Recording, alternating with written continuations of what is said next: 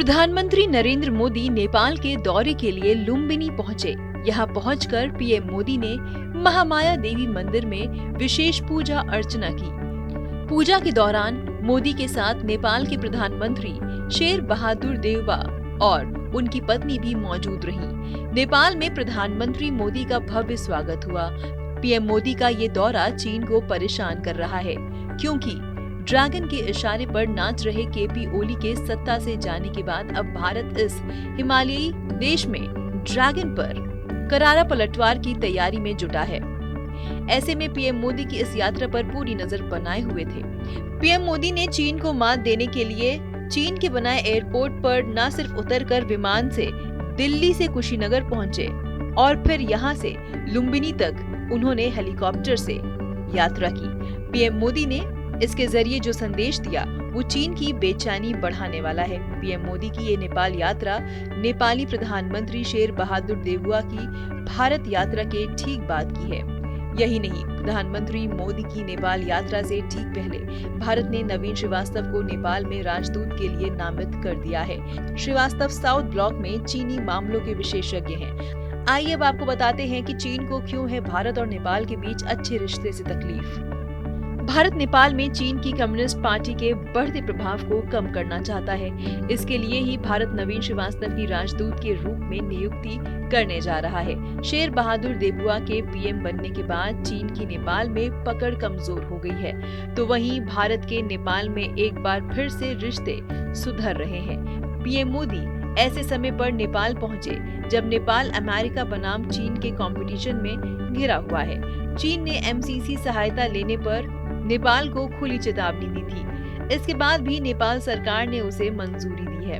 अमेरिकी MCC project को मंजूरी मिलने के ठीक बाद चीन ने अपने विदेश मंत्री वांग यी को नेपाल भेजा था और BRI को लागू करने का दबाव बनाया था, लेकिन नेपाल ने श्रीलंका के हालात से सबक लेते हुए लोन लेने से साफ मना कर दिया था। ऐसे में पीएम मोदी का ये नेपाल दौरा चीन के लिहाज से काफी अहम था।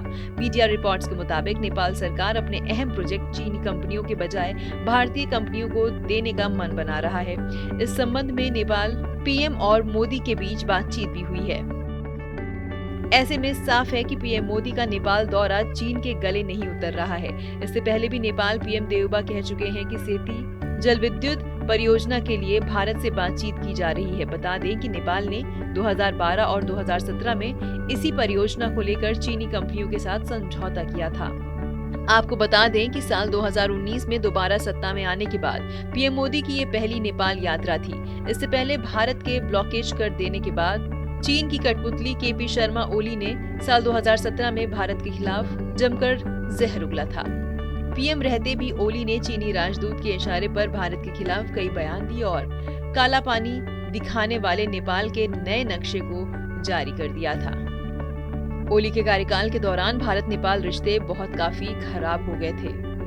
पीएम मोदी ने लुम्बिनी यात्रा करके सॉफ्ट पावर का इस्तेमाल करने की कोशिश की है। लुम्बिनी सांस्कृतिक रूप से नेपाल और भारत दोनों को ही जोड़ता है। वहीं लुम्बिनी जाने से भारत नेपाल के राजनीतिक रिश्ते तो मजबूत होंगे ही, साथ बौद्ध कूटनीति से एशिया को भी एक सूत्र में भी बांधा जा सकता है। दरअसल दुनिया की बड़ी बौद्ध आबादी चीन, नेपाल, भूटान, श्रीलंका और थाईलैंड जैसे देशों में रहती है। इसलिए कि भारतीय जुड़े और बौद्ध कूटनीति से एशिया को एकता के सूत्र में बांधा जा सकता है। इस वीडियो पर क्या है आपकी राय? कमेंट सेक्शन में जरूर बताएं।